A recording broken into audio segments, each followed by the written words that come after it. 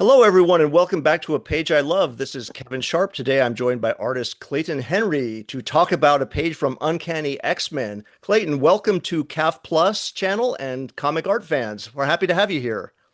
Thanks for having me, Kevin. Before we get started, could you introduce to the viewers the book what we're talking about and the art team? My favorite page is from Uncanny X-Men 201, and it is drawn by Rick Leonardi and inked by Whilce Portacio. And it's known as the first appearance. The issue is known as the first appearance of Cable as an infant. When this book came out, were you a regular X-Men reader at the time? Sort of, if you count basically just going through my cousin's pile of comic books and whatever he had, well, then I saw it. Reading, I don't know if I read them. Some this one I did, but most of them no, because I was always into comics for the artwork. That's why I was interested.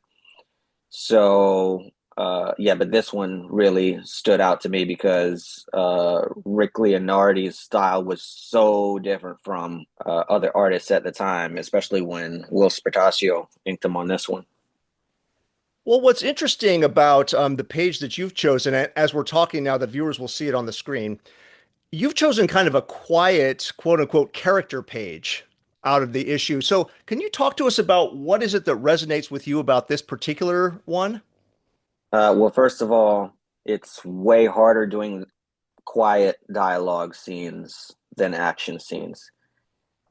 Anybody that's listening, if there's an aspiring artist that's listening, you drawing somebody that's throwing a punch, we can all do that. Everybody can do that. Can you make a scene seem sad that's supposed to be sad, or add drama to it, add, tension between characters when they're not fighting? This page has all of that, and that's why I like it. Yeah, sure. I thought of maybe including or talking about pages from Jim Lee's X-Men #1, for example. There were a couple of cool, double page splashes, page splashes in that one. I thought about it, but then I thought, all right, but why? Just because it looks cool. And then I thought, oh, you know what? There's only one page that I can think of where I've done a deliberate homage to in my artwork. This one here, the reason why I picked this page from this issue is because this was the book that made me want to become a comic book artist. As you look at it now, kind of with quote unquote fresh eyes, what stands out to you about the storytelling on this particular page? Scott and Madeline Pryor actually were having an argument before Storm walked in. They're up in a loft at the X Mansion. And so the tension had been building between them. And they're at a moment where they're sort of pausing on those first two panels at the top left. And it's really one panel that Rick broke up into two. And I like that layout because it's like, okay, if it was a single panel, you'd have a moment of pause, dramatic pause. But putting that gutter between them, now that extends the dramatic pause. It makes it seem like it's lasting longer. Even though it's one picture he drew, it seems like it's lasting longer. Like now it's lasting for two panels, So there's more of a passage of time there. And I like the camera angles. Look how they switch it. You will go from overhead, and then the panel 4, which is directly underneath those two. Now it's slightly angled up a little bit more. And then the panel under that one, which would be 1, 2, 3, 4, 5, 6. Now we're even more of a worm's eye view there. Then the finishing off with the last panel, like, okay, I mean, that looks like the end of a conversation. Everybody's leaving Madeline alone.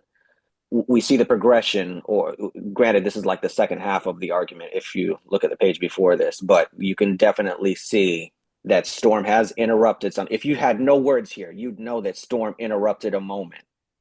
And whatever that moment is. At the last panel, we see how it has affected Madeline, and she's being left alone, with her thoughts.